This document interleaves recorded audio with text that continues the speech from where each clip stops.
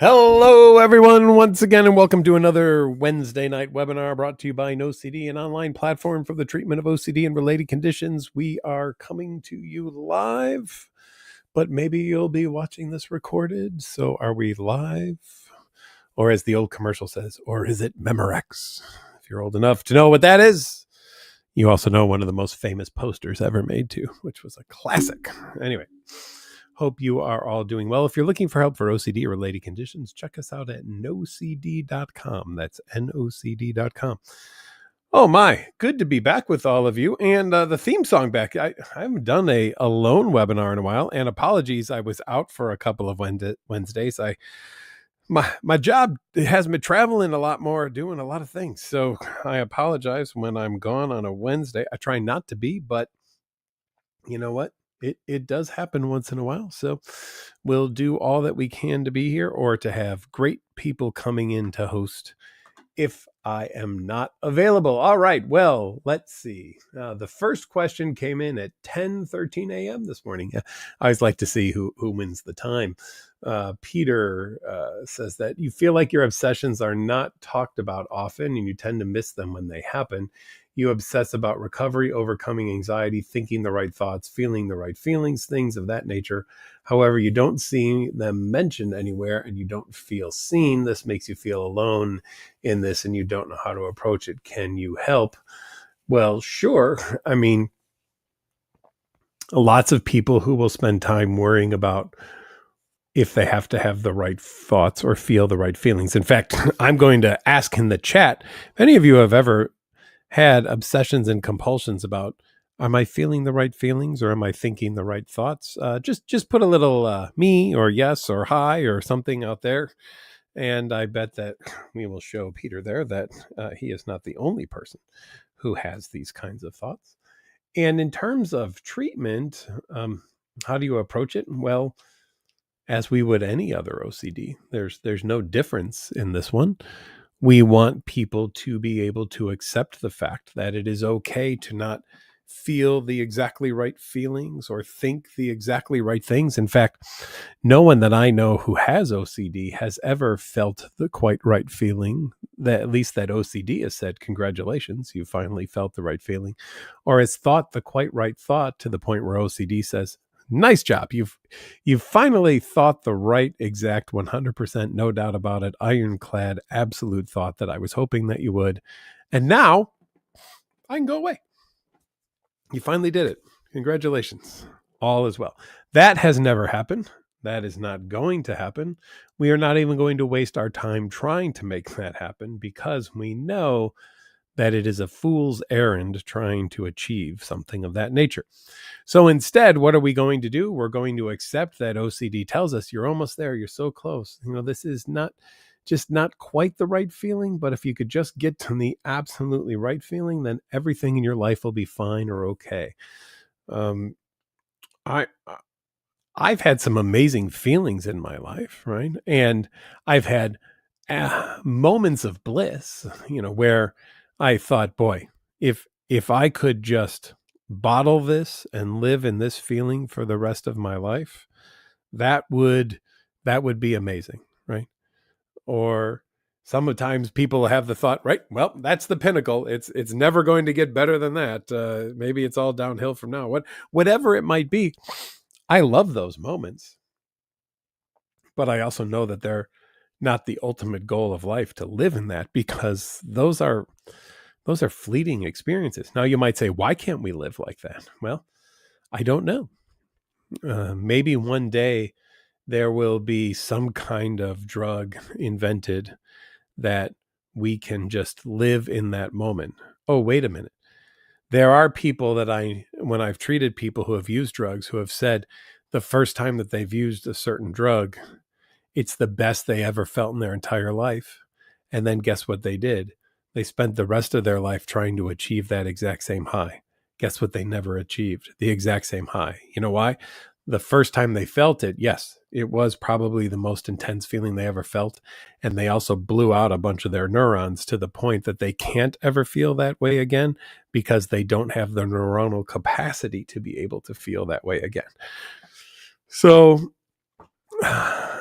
I love the moments that are great. I'm not a fan of the moments that suck, but I am a collection of moments that are great and of moments that suck.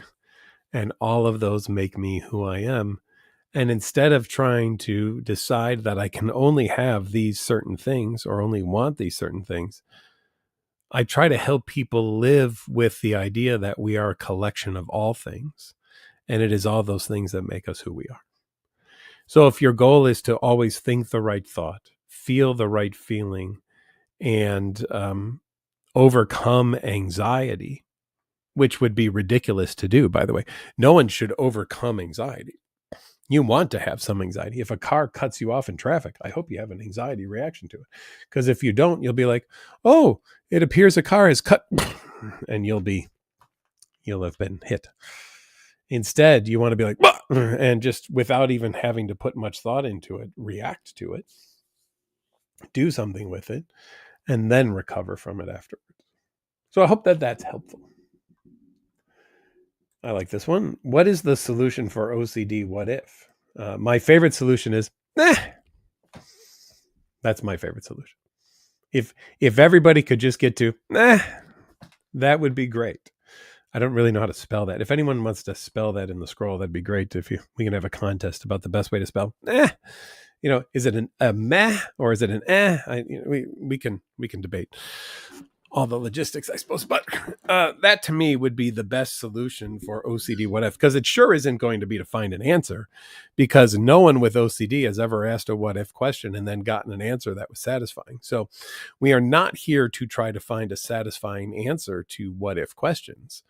We are here to accept the fact that what if questions exist and we don't have to do a darn thing about them, because frankly, most of them are a massive old waste of time. And therefore, why would we spend a ton of time trying to answer what if OCD questions when there's no such thing as an answer to an OCD what if question? Diamond says, let's see, Diamond Huntress. Ooh, hunting diamond sounds fun. I feel alone in who I am because when I told my therapist that I only like to date one man at a time, her bias led her to peer pressure me to multi-date because I'm single. That's not my value.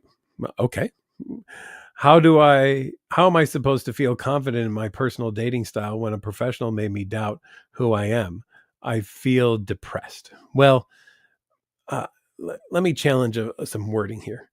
Did they make you doubt yourself, or did they throw something out there and then and that suggestion led you to think about it and then you doubted yourself? I'm always wary of the word "that made me this," right? Because let me take an elevator example. If there's three people in front of an elevator, there's a 4-year-old kid, there's a person who works in the office building, and then there's another person with an elevator phobia. The elevator door opens. 4-year-old kids, boom, run in, press buttons like boop, boop, boop, boop, boop, boop, boop, boop, boop, boop, boop, and they're just having a great old time. Person who works in an office building walks in and now scornfully looks at the child because we will now be stopping on 15 extra floors that we didn't need to stop on because you pressed all the buttons. And the person with the elevator phobia goes, yeah, no, I'm going to go take the stairs. So did the elevator make that kid excited? And did the elevator make that other person who works there neutral? And did the elevator make the person with the elevator phobia anxious? And if so, how can an elevator, an inanimate object, by the way, how can it make one person happy, one person neutral, and one person frightened all at the exact same time? I'd contend the elevator is neutral. The elevator is subject to the perception or interpretation of anybody experiencing the elevator. And therefore, the elevator made nobody anything. People reacted to the elevator with their own, filters and biases and thoughts and histories and hopes and dreams and all of those things. Now, Diamond Huntress, if you only want to date one person at a time, I got no problem with that. If that's you and that's your value, that's absolutely wonderful. I think that's who you are then, if that's the case. There's no reason why you would have to date multiple people. On the other hand, somebody saying something about that why would that change you? If someone said you're a good driver and then someone else said, I think you're a bad driver, would you then just average out to be an average driver because one said you're good, one said you're bad? Or the likelihood would be, and what is it, most of our biases when we have an anxiety-based kind of condition or OCD, we only focus on the negative. The person who said I was a good driver, probably just lying and saying that. The person who said I'm a bad driver, telling the truth. That's the one I should pay attention to. That's the one that's real. Right? So let's just be wary of this. Okay. Let's kind of keep an eye on this and recognize that it's okay to have your values. It's also okay if people disagree with them. And it doesn't have to make you question who you are if people disagree with them. James, PH70D, said, you've been playing this game for 6 years. Ooh, what game? What game? You've invested a lot of time and money. You did a little trick to help you in the game, and you're worried if your account will get banned. What's good ERP? Banned meaning the company gets rid of your account. You've asked your friends and people who have done it, and they tell you you cannot get banned. You keep Googling it, looking for reassurance. So, James, what could I tell you that would be convincing to you? You've seen me do webinars, right? But we don't know each other personally. At least I don't think we do. I can't, from your name, say that we do. Is there actually anything, James, that I could say to you that would be 100% convincing? We'll try. All right, everybody, here we go. All right, James, I want you to listen, and listen clearly, James. This is some on high stuff, just so you know, right? James, you will never be banned. It will never happen. Now, James, do you believe that? I bet you don't. I don't even know what the hell game you're playing or what platform you're on, much less anything else. So how would I have any idea about that whatsoever? So you're asking, James, an impossible question, which is, how can I be convinced I won't be banned? Now, you're also asking about what's good ERP. And what I want to tell you is this. I would like your, let me just see. You asked your friends, people have done it. I would like you to tell all of your friends that if you ask them about being banned from this game again, they are to answer with one word, and that word is absolutely. Right? Because whether they say no or absolutely means really nothing, because if none of them work for this game or this platform, what they say means nothing whatsoever. They could also say gobly blah blah blah, and would that mean you're banned? No, nothing they say has anything to do with the game or being banned. The only stuff that they're doing is potentially reinforcing your OCD by giving you reassurance so that you'll feel momentary relief, and then it will creep back up again, and you'll want more guarantees, and then it will creep back up again, and then you'll want more guarantees, and then it will creep back up again, and then you'll want more guarantees, and blah, blah, blah, and on and on and on. So, James, what's good ERP?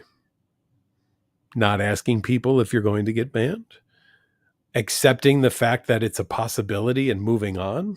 Just like, James, if you drive without knowing it, you accept the fact that every time you get in a car, you could be killed in a car accident, or you could hurt someone with your car. We all accept that inevitably when we drive a car. So why, James, is it okay to kill someone with your car potentially, but it's not okay to be banned from a game? Just curious. Just curious why killing people with your car, no problem. Don't care. It's fine. But getting banned from this platform, oh, no, not that. Anything but that. I'd rather kill people with my car than get banned from the game. Or do we just pick and choose? And oh yeah, we sure do pick and choose. That's what we do. All right. User says, Let's see. I used to constantly take notes to seek reassurance that everything was okay, but lately I've been getting through my days without taking any notes. Is this the right way to be doing ERP? Yes, it's one way, as long as you're not replacing taking notes with some other kind of safety behavior and you're just allowing for the fact that you can get through a day without safety behaviors. Wonderful. But if you're replacing notes with other safety behaviors, that's still a problem. Okay. So guess what? I don't take notes anymore. Yay! Instead, I just have my recorder on my phone all day long and I record everything that I do and then I listen to it all night when I go to bed. Boo. No, it's not good. It's not what we want. Right? We're nope. No. Elimination of safety behaviors, avoidance, reassurance seeking, distraction, substance use, compulsions. Those 5, bye-bye. Gotta go. See you later. Those things do not help you. If they did, we would just teach you those all day long. But that is not the way to get the help that you need. Truth Exists says, please advise on how to deal with a contaminated memory or a contaminated person. Will living with this thought make it decontaminated over some time? Well, first of all, I don't believe that there is such a thing as a contaminated thought or a contaminated person. OCD tells us that that's the case, but we have no actual evidence of it. For example, Truth Exists, if I had you write out 75 different thoughts, one of them being the contaminated thought, would anyone else in the world be able to look at the list of the thoughts and go, oh, it's that one? Oh, yeah, totally contaminated. That one right there. Yeah. No doubt about it. That one is so contaminated. Or if I did a lineup of people, and one of them's contaminated, could we all go down the line and, maybe do a little poke or a sniff test or something like that? Be like, oh, it's this one. This person. This is the contaminated person right? How contaminated is something if nobody else knows that it's contaminated? And is it really contaminated? And if it's only us that finds it to be contaminated, how is it actually really contaminated? Or have we just kind of made this shit up in our head? Right. I call bullshit on these things. Okay. Now, this idea of, do we live with something? Yeah, we do, right? Because just because I think something's contaminated doesn't make it true or real. And as long as I allow myself to learn to live with things, no matter what I think about them, I learn how to handle them. Right? I don't have to like them. They may not ever be comfortable, but I learn that I can handle them. And that's the most important thing, is knowing that I can handle something. That's what we want more than anything else in the world, is the ability to know that we can handle something. All right. Beth did something yesterday, ordered something for your crabs, and instead of waiting for your brother to go out and get it, you asked him just to stay in his room so you could get the box for your crabs. Not only did you get it, you open it up and put it in the crab tanks. You usually wait a month or more when you get packages delivered, but before you open them, it seems like when it comes to animals, you will come out of your comfort zone. Yeah. But for nothing else, including yourself. Well, Beth, just imagine we're all crabs, right? If you live in the SpongeBob SquarePants, Krabby Pants world, and we're all crabs. And then maybe, just maybe, it would be easier for you to get out in the world. So I think that we've solved your problem, Beth. Everyone's a crab, right? I'm Patrick Starfish, and you can find other people then to live in your Krabby Pants world. Anonymous says, when you were 14, you always compared another kid. You were bad and they were good. It's been 10 years since then, but the past month you can't stop comparing your life to theirs. Is that OCD? You feel like their goodness led to a good life and your badness led to a bad one.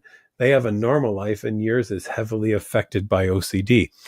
Oh my. I mean, if that's the case, Anonymous, then I think we all know now, everyone watching, the reason you have OCD, it must be you're just bad people. That's it. And the people without OCD, well, they're just good people, and that's what it is. Now, I don't believe that. But OCD will hear something like that and go, I think there might be some validity to that.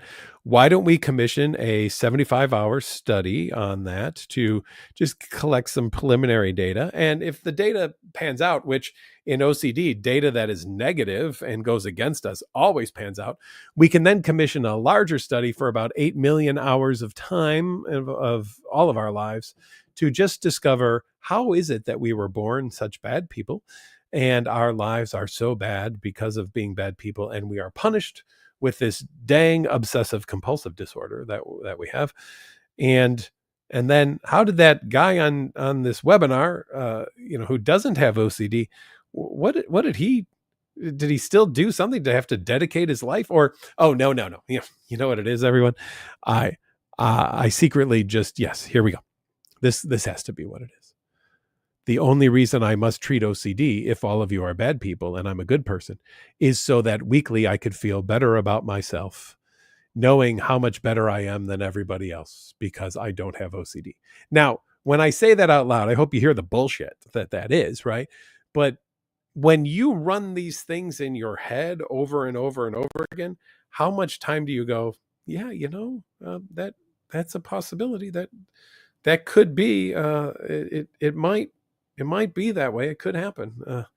What if it was, right? Oh, and then we go back to that earlier question, the what if question, right? What if that was the case? What if there really is something bad about all of us?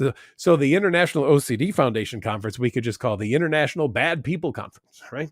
And we're just going to gather all the bad people. Now notice none of these bad people are actually in jail or things of that nature. They're people who have escaped the system. So maybe next conference we'll just gather the sheriffs, right? And be like, all right, everyone who's registering for the International Bad People Conference, we finally found you. We've been looking for you all along, and now we can finally arrest you for those thought crimes and those image crimes and those urge crimes that all of you have been doing, because at least one of you has not done the compulsion on every single time, and the only reason bad shit's ever happened in the world is because of you.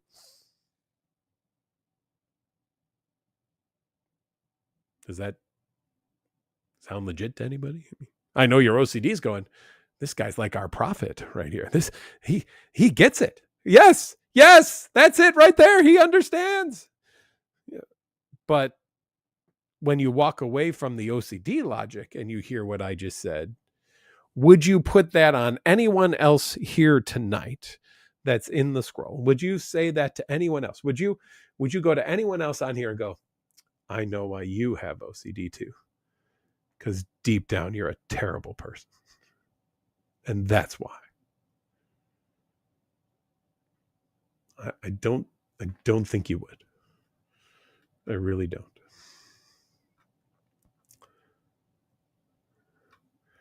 Can I explain how the recorded sessions will work for the conference? Let's talk about the conference for a moment here. I put in the scroll the Eventbrite welcome there. You can go there to that website and register. There is an online OCD conference this coming weekend put on by OCD SoCal, the Southern California affiliate of OCD. My good friend Chris Tronson and the group there, Melissa Bose and Chris's mom. All sorts of amazing people who have gotten together to put tireless, countless hours into this conference. I will be speaking at it this weekend on some panels with, some good friends of mine, and I'm really excited about that. And then Chris, Liz McInvale, and I are going to do a call-in kind of show at the end of the Saturday night, and so we love to have people there. We hope that you will register for the conference. Really cheap too. I think it's like $35. So, and there's even scholarships available if you need help with that. So go on to that Eventbrite site there, and please, here it is right there. It's right there in the scroll. All right, check it out. It's right before the 7:00 Central Time. I put it in there, and I hope that we'll see all of you there this weekend, because what a great way to have fun and celebrate OCD. Awareness, right? We're not going to celebrate OCD. We're going to do this to OCD. That's what we're going to do to OCD, but we're going to celebrate OCD awareness. That's for sure. All right. So will it be recorded? You can go check out the conference site itself. They'll be able to tell you that. I'm not quite sure. So, what if I feel like doing too much exposures for one thought is making me worse. Well, then I work with your therapist and decide what appears to be the optimal level of ERP that you can do for any particular thing that's going on. That's what I would suggest that you do. So it's a great conversation to have with your therapist. All right, Dr. McGrath, I'm having my first surgery next week, and someone told me that their OCD got worse after having surgery, and now I'm scared that the same thing will happen to me. I'm honestly more scared of that than the surgery itself. And if someone told you that their OCD got better after surgery, would you be rejoicing? And would that counteract the got worse, or would you only focus on, yeah, even though 99 out of 100 people's OCD got better after surgery, one got worse. And what if that's me? Oh my gosh. Oh, I don't know if I want to do this. This would be terrible. OCD loves the worst case scenario, bad news, right? It just has to be one person, not even a person we know.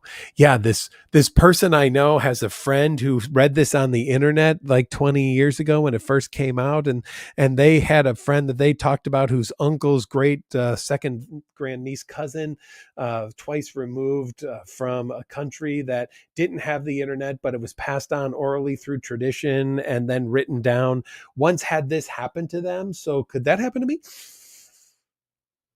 Maybe. I don't know. It's possible, right? Is it probable? No, but it's possible. But OCD, of course, says, ooh, possibility equals probability. And therefore, thinking it is just as bad as doing it. Good luck on the surgery, though. Any advice or fears of messing up exposures with your NoCD therapist? I don't want to let her down. We just did a first exposure together and my focus shifted to doing a good job for her. Well, we don't want you to do a good job for us. We want you to do a good job for you. And not surprising, though, that it could be like, oh, but what if I don't do this the right way? And then what if my therapist thinks that I'm a bad patient? And what if then the therapist's metrics are bad because I didn't do well, and then they won't be doing well, and then maybe they won't get a raise later because one of the people they were working with didn't do a very good job on everything. And so maybe I should just fake all my data and tell them everything's fine, but I'm still going to suffer, and that would be terrible. But also at least they will like me, and won't that be wonderful? And my OCD sucks, but my therapist thinks I'm great. No. I want you to be honest and open, right? We as therapists are not afraid of you doing well or not well. And we want your honesty, because the only way we can truly help you if you're not doing well is to know about it, so that we can continue to refine the ERP exercises that we do with you, so that we can be the most helpful to you. So please, honesty, that's what we want. Cyber's official says, I have a question in regards to your OCD. I bring on all the thoughts on my own. They are not like your typical intrusive thought. They bring me discomfort when I think of them. Okay. And then let me see if there's anything else there. When you say you bring them all on your own, they're not like your typical intrusive thought. What are you getting out of bringing them on your own then, if that's the case? And even if you do bring them out on your own, why do you have to think something negative about them? For example, let me bring a thought out on my own. At some point in the next half hour, many of you know where I'm going, I'm going to grab one of the bottles of alcohol in my house. I'm going to put a rag in it. I'm going to light it on fire, and I'm going to run across the street, and I'm going to throw it at my neighbor Dave's house, and I'm going to light his house on fire with a Molotov cocktail. Then I'm going to run to the middle of the street. I'm going to pull my pants down. I'm going to poop in a bag, and then I'm going to light that bag on fire. I'm going to put it in my neighbor Josh's house, and then I'm going to ring his doorbell, and he's going to come out, and he's seeing a flaming bag on it. He's going to stomp on it, and he's going to have flaming poop on his shoe. I'm going to go, ha, ha, ha, that's flaming poop. And then I'm going to run back to my house, and on the way, there's a couple of geese in the pond behind my house. I'm going to shoot 3 geese, and then I'm going to come back here, and I'm going to finish the webinar.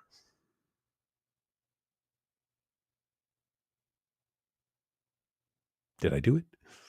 Not yet. Well, maybe I did. Maybe I didn't. I don't know. What if I did it and I don't know that I did it? Oh, boy. Maybe we should call the police just in case. Fair warning.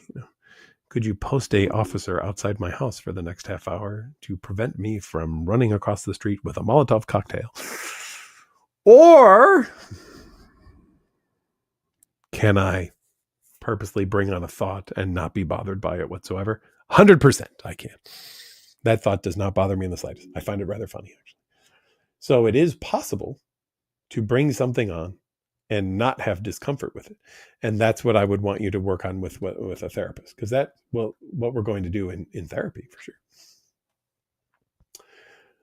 My obsessions revolve around your fear that a romantic partner could drug and rape molest you, and you have no idea it happened, both the drugging and the raping. Again, possibilities don't equal probabilities. It could happen, right? It is a possibility. Is it probable? Well, no. Doesn't mean it's never happened. But I wonder, how much do you want to spend the rest of your life focused on all of these things that could happen instead of living your life for the things that do happen? You know, I can't take away a possibility. I don't know how to do that. And there's probably no advice that I could give you that would get you to trust a partner enough, right? Because any of our partners could do these types of things to us. Right? Anytime we fall asleep next to each other, I suppose we're taking some risk, right? I mean, they could cough on us, they could fart on us, they could, they could do all sorts of things to us, right? They could roll over on us, they could kick us, and we fall out of the bed. There's any things that could happen. So life is about taking some risks and accepting that that's the case. Life is not about having guarantees. OCD would love a guarantee. That's definitely something we can't give you whatsoever. So as hard as it is from a therapy point of view, my goal isn't to convince you that that won't happen. My goal is to convince you that you can handle the fact that it could happen. And that's where you would want to go with treatment. Does accepting uncertainty in this context means accepting the probability of eventually marrying and spending the rest of my life with someone who might have raped, molested me? Yep.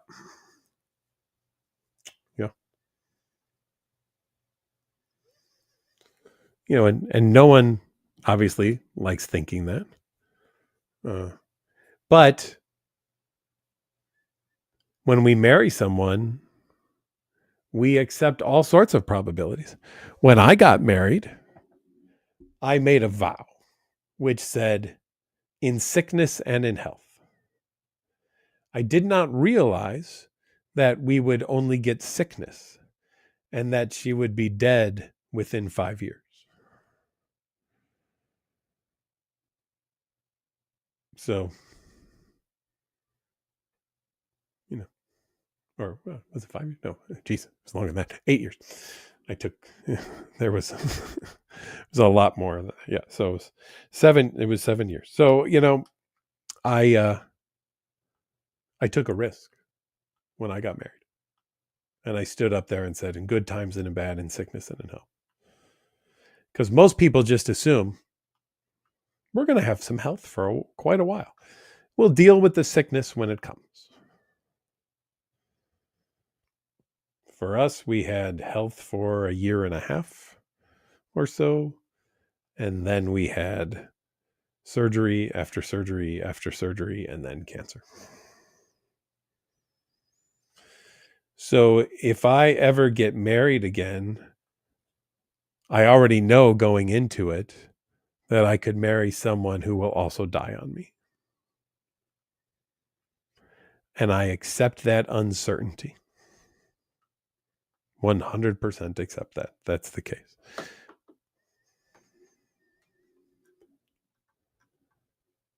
We got a lot of yeses and me toos going on there. So that means a lot of other people had similar thoughts to our first question out there. So I think I have meta OCD, or obsessing about obsessing, including sensory motor symptoms. My brain automatically checks my breathing, blinking, thoughts, or random images, noises, and then you get auto something, and then we miss out on it. So yeah, well, let's talk about let me go back to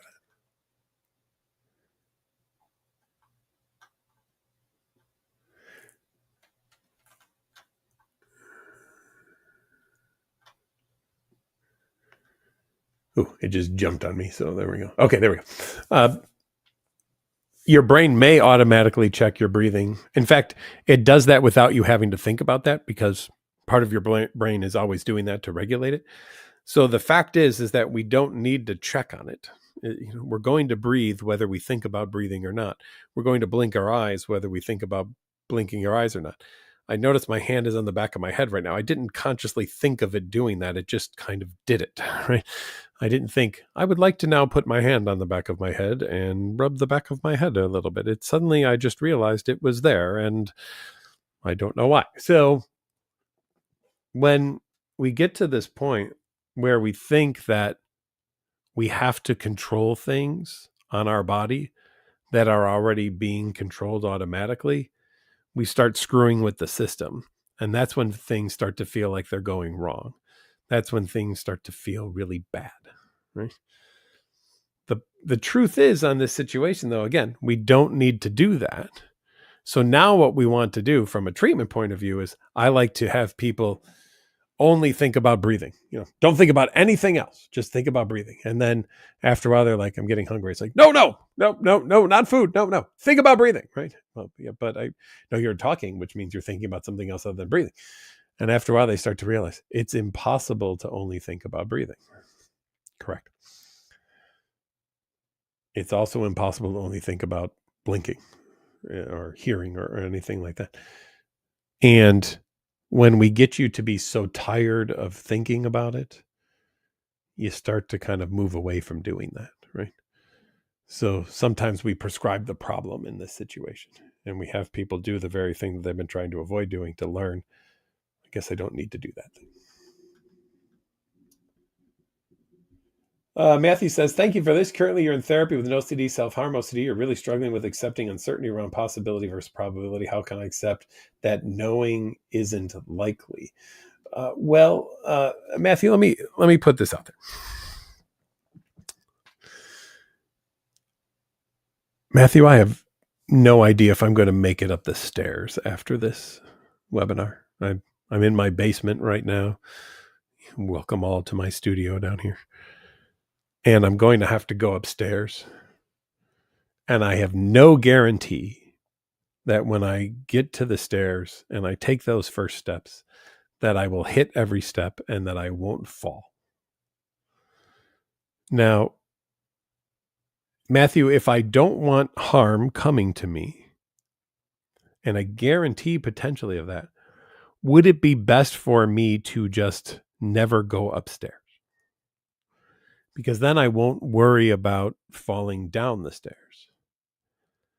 Now, I could do this for a little while. I've got, no. The only thing I've down here is my bar, so I could drink. But all I have is a freezer, but I don't have any means of cooking anything. So I don't really want to eat the chicken and everything that I might thaw out, because I have no way of actually cooking it. I'm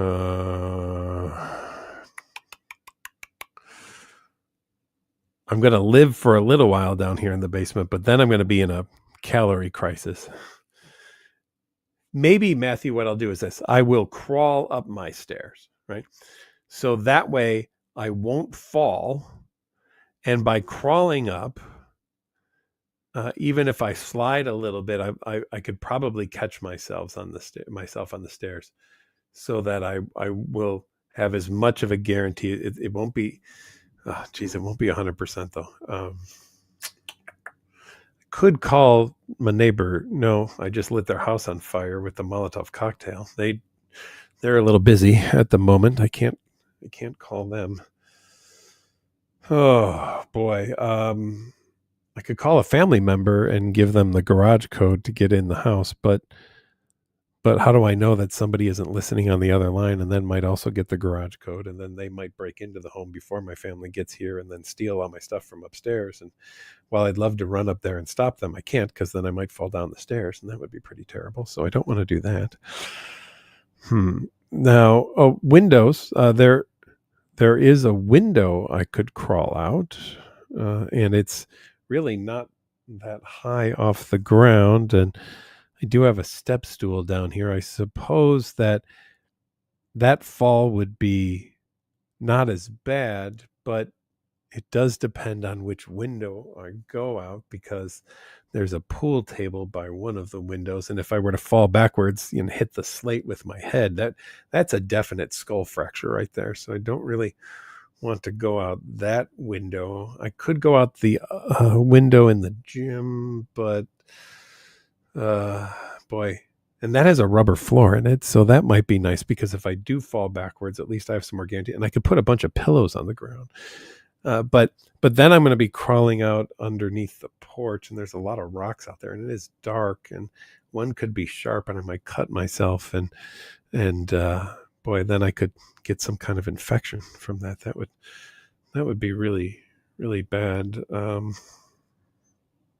And then if I do that, what if the power suddenly goes out when I am outside, and then I can't use the garage code to get in? So then I'll be stuck outside, because I could crawl back into the basement, but boy, if I do that, it's another fall opportunity if I crawl back into the basement. So that would really suck.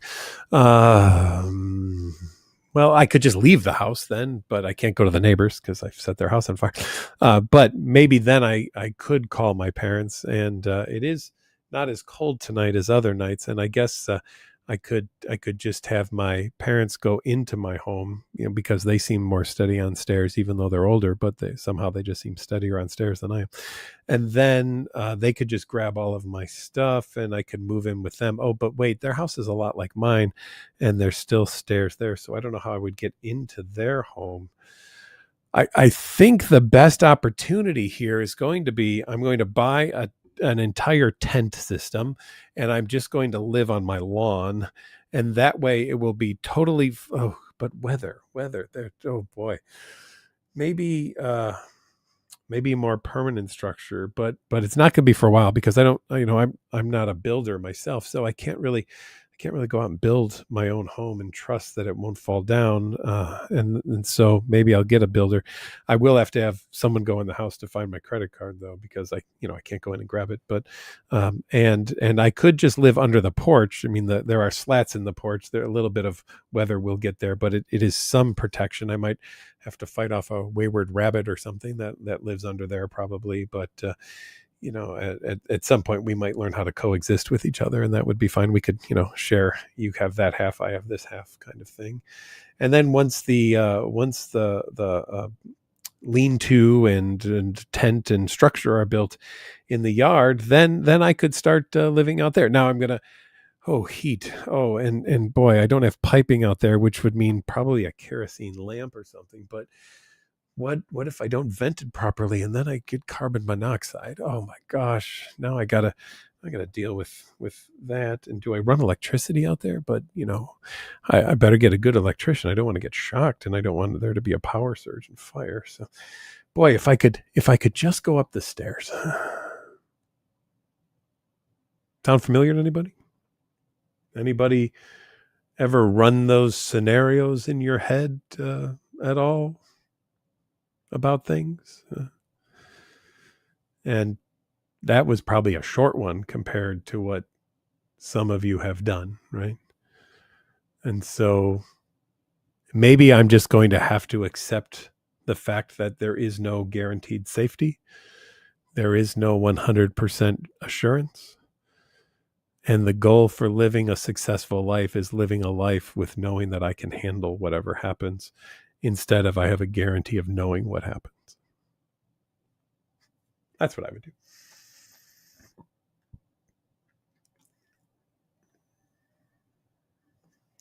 Do I think a person with OCD that is in treatment can become a surgeon? Sure. I think a person with OCD become absolutely anything that they want to become. Right?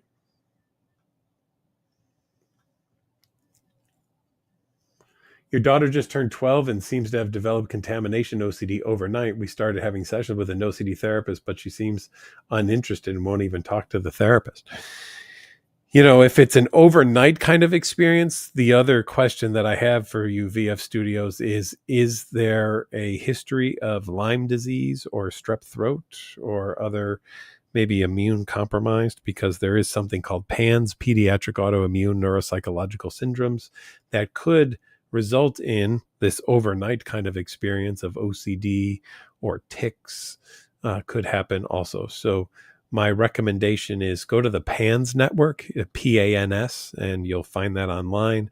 And they will link you to some physicians in your area who can run some tests for you to see if maybe the reason for this overnight development has something to do neurologically, from a potential blood-brain barrier problem where antibodies of certain conditions are crossing the blood-brain barrier and unfortunately attacking part of the brain, and that inflammation caused by that could lead to some OCD types of things. So something to check out. Alyssa says harm OCD sucks. I agree. It's not worse than others, though. And doing exposures train your lizard brain on how to be okay with bad feelings. And then over time, you spend less time feeling bad because it gets boring. Yes, I couldn't have said it better myself. Thank you. Thank you very, very much. Let's see. I've had a voice in my head my entire life telling me I'm a bad person. I've had a sound in my head for the last 30 years from tinnitus. So we share something there. How do I accept that I'm actually a good person when people tell me that if I can't believe it? Why do you have to accept that you're a good or a bad person? Why can't you just be a person? Why do we have to have a label on ourselves of being good or bad or right or wrong or moral or evil or something like that? OCD wants us to put a label on ourselves. I don't think I'm a good person. I don't think I'm a bad person. I think I'm a person, and I'm a person who's living in the world who makes attempts to do things well. And sometimes I screw up and sometimes I hit the mark. And so that's good enough for me. Why I don't have to be constantly seen as just this great person. It's not what I'm interested in, right? OCD is very interested in it though, because, we can't have anybody think we're bad. That would be terrible or awful, but maybe not. Why does OCD seem to get worse when something good happens? I always have struggle with blood draws, but never an actual fear until after you had a blood draw where you didn't get sick or woozy afterwards. When something good happens, we often think that it was because of luck, and now we've used up all of our luck. So now we believe the next time the bad thing is really going to occur because there's no more luck left because we've used it all up on the time something went well. So keep that in mind, that might be one of the reasons why you feel very stuck in this kind of situation. And when something good happens, you're like, oh crap, now the bad thing comes, right? That could be what's going on. Every time someone mentions the letter X, it reminds you of 10, and you feel like it's a bad omen because your birthday is 10/10, 1990 something. Okay, well, just because it reminds you of that, does that mean that it's true? And why is your birthday a bad omen? Right? In Friday the 13th here in the US, many people think very unlucky day, but in Italy, it's a celebrated, wonderfully lucky day. So is it good or is it bad, or is it what we've made it to be? These things don't have inherent meaning at all. We give them meaning, but they don't have absolutely inherent meaning whatsoever.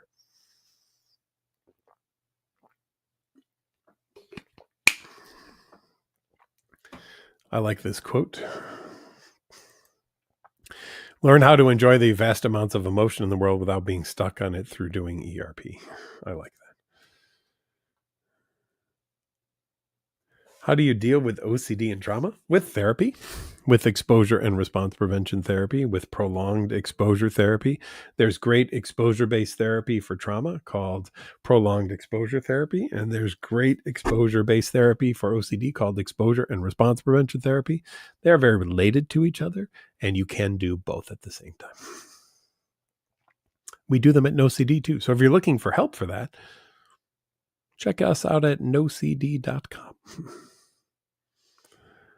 How do you stop associating your everyday feelings to OCD thoughts? It starts to capitalize off emotion and give it meaning. Well, how do you stop associating with it? First of all, I'm going to make a bet. And that is, you're hoping to not associate everyday feelings with OCD thoughts. And the more that you hope to not associate everyday feelings with OCD thoughts, and the more that you try to not associate everyday feelings with OCD thoughts, you're going to associate OCD feelings and everyday emotional experiences and thoughts. So what I want you to do is accept that you do that, not try to stop doing that, because your attempt to stop doing that is only going to make things worse. It is not going to make it any better whatsoever. How do you deal with OCD and binge eating? Well, you find therapists who treat both, and you can absolutely do that. That's what I would suggest for anybody. You have two specialists. You have a specialist in OCD and you have a specialist in binge eating. You make sure they're communicating with each other, because what I don't want to do is ERP for you if you're using binge eating as a way to cope, because the stressors of ERP, which are purposeful, but could potentially lead you to do what? More binge eating. And that's not what I want you to do. So instead, what I want you to do is work on the binge eating, get that somewhat under control, or work with someone to be able to handle stressors and not binge. And then we'll start to do some ERP along the way. My wife has OCD and is currently in the loop. Do you have any info I could share on ICBT? She's also doing ERP. I don't know much about ICBT, so I don't have much to share about it. How can I handle feeling rejected when my partner won't keep talking or reassuring me about something I'm looping on, especially when I can't see it's an OCD loop and their boundary triggers are OCD? Interesting question. How can I handle feeling rejected when my partner won't keep? Well, your partner is doing absolutely the most wonderful thing for you, which is to not give in to your OCD for you, to not give you the reassurance for your ROCD, and to not confirm your loops. I applaud this partner. I think this partner is doing wonderful things for you. Now, it's up to you and how you choose to look at that. You could think what a jerk they are for not giving you reassurance, or you could think, wow, this person's great. Let me switch it, Astroglow, to imagine if you were an alcoholic and you kept asking your partner for alcohol and your partner said no, you would also be frustrated with them. You would be so pissed that they wouldn't go out and get you alcohol. And yet everybody else would applaud that partner and say, thank you for not giving Astral any more alcohol, because we know what a problem Astral has with alcohol. So I think your partner's doing great stuff. Now, how you perceive them, that's up to you. I can't make you perceive them well at all. I can only offer you the idea that they are doing what I would suggest that they do, and I hope that they keep it up.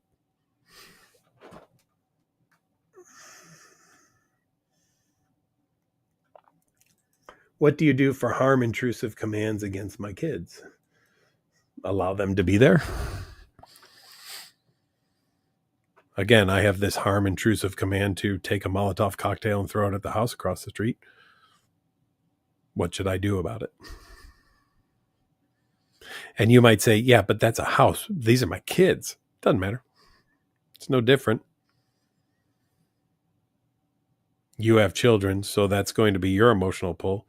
I don't have children, so I have no emotional pull to children. But I really like my neighbors, so that's where my emotional pull goes to. What if I did something terrible to my neighbors? Right? So it's the same thing. Both of us are going to have to sit with our doubt and uncertainty, and with the fact that it is possible that we could do that thing. And we live in a world of possibility. But again, just because we live in a world of possibility does not make it a world of probability. Okay.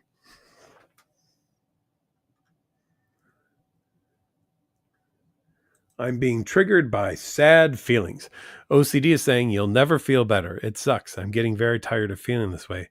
How do I know if it's OCD or depression?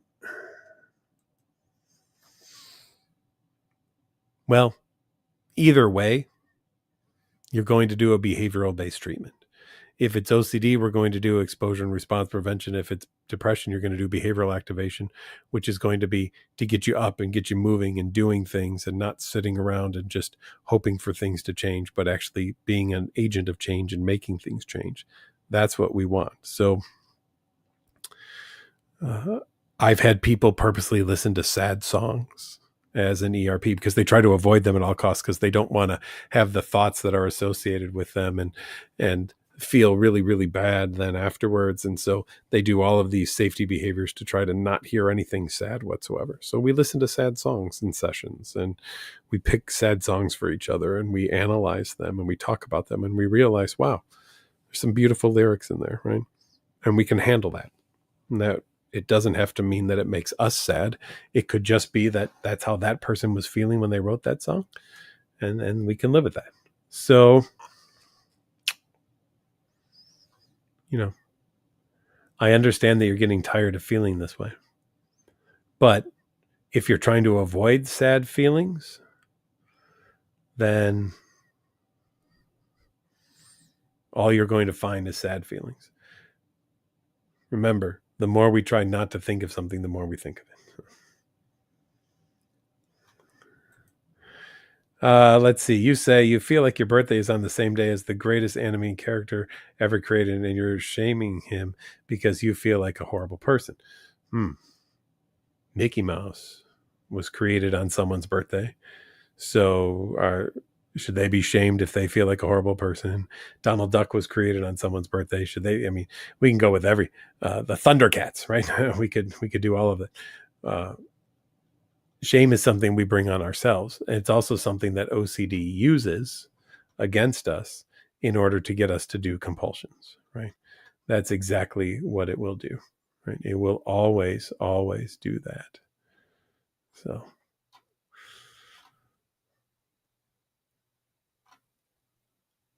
I'm just checking out a couple of things toward the end here.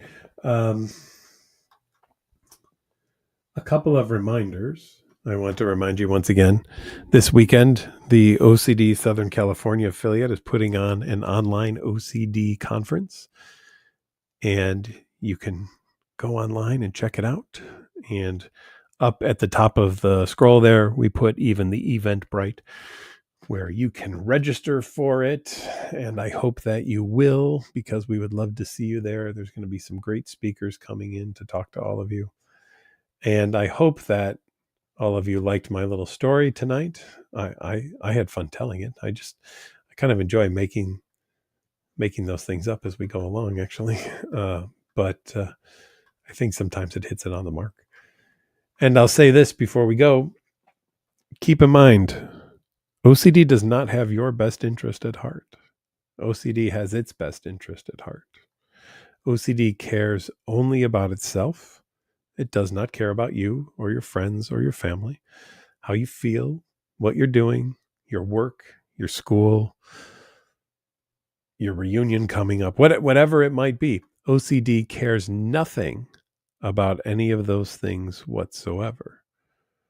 OCD only cares about itself, which means that OCD will do anything it possibly can to get a compulsion done, because compulsions are the food of OCD. So I'm going to ask all of you to not feed the OCD, right? Don't feed the fears. Live your life and not the life that OCD wants.